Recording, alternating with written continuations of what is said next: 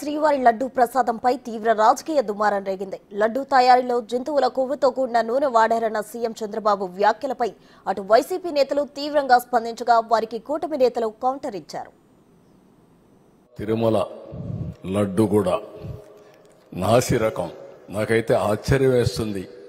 ఎన్ని కంప్లైంట్ చేసినా కడాన వెంకటేశ్వర స్వామి పవిత్రతను దెబ్బతీశారు. ఎన్నోసార్లు చెప్పాం. అక్కడ ఎంత దుర్మార్గంగా ప్రయత్నం చేశారంటే అంత దుర్మార్గంగా ప్రవర్తించారు. కడాన అన్న దానంలో క్వాలిటీ ఆఫ్ ఫుడ్ లేకుండా చేశారు. దేవుని దగ్గర పెట్టే ప్రసాదం అపవిత్రం చేసే విధంగా ఓసారి బాధేస్తుంది. నాసి రకమైన ఇంగ్రీడియంట్సే కాకుండా ఎనిమల్ ఫ్యాట్ కూడా వాడారని, ఏది గీకు బదులు. ఈరోజు స్వచ్ఛమైన గీ తెమన్నాం, ప్రక్షాళన చేయమన్నాం. నాణ్యత పెరిగింది, ఇంకా కూడా నాణ్యత పెంచుతాం.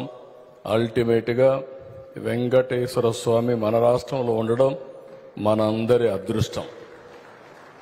ప్రపంచం అంతా మన దగ్గరికి వచ్చే పరిస్థితికి వచ్చారు.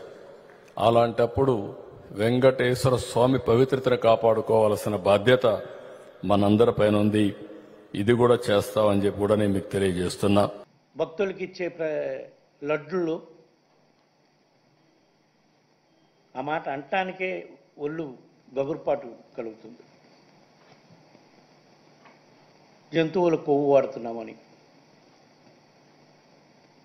మాట్లాడటం చూసిన తర్వాత నేను అప్పుడే చెప్పాను, ఇంతకన్నా నీచమైన ఘోరమైన కార్యక్రమం ఇంకోటి ఉండదు. నేను వెంకటేశ్వర స్వామిని నమ్ముతున్నాను, మీరు కూడా వెంకటేశ్వర స్వామి భక్తుడని చెప్తారు కాబట్టి రండి ప్రమాణిస్తాను. నేను చేయటానికి సిద్ధంగా ఉన్నా. వెంకటేశ్వర స్వామి పాదాల చెంత ప్రమాణం చేస్తాను. నేను నా కుటుంబంతో సహా వచ్చేస్తాను. మా పాలనలో ఎటువంటి చంద్రబాబు నాయుడు గారు ఆరోపణ చేసినట్టు ఎటువంటి అక్రమాలు, నీచమైన కార్యక్రమాలు జరగలేదు. 19.77 ఇక్కడ వచ్చి 19.72 ఒకటి, ఇదిగోండి 19.77 100 యావరేజ్ ఉండాల్సింది. అంటే 19% కూడా ఈ నెయ్యి నాణ్యత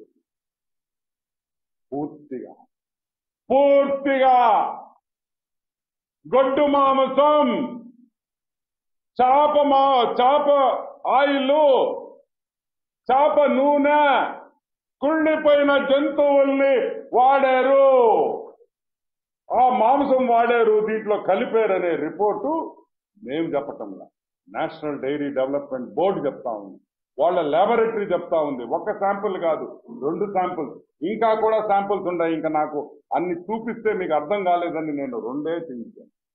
ఈరోజు మేము అడుగుతున్నాం, సుబ్బారెడ్డి, ఒరే సుబ్బుడు ఇందిరా, వెంకటేశ్వర స్వామి లడ్డులో మీరు వాడే నెయ్యిలో గొడ్డు మాంసం పెడతారా? గొడ్డు మాంసంతో నుంచి తీసిన ఆయిల్ వాడతారా?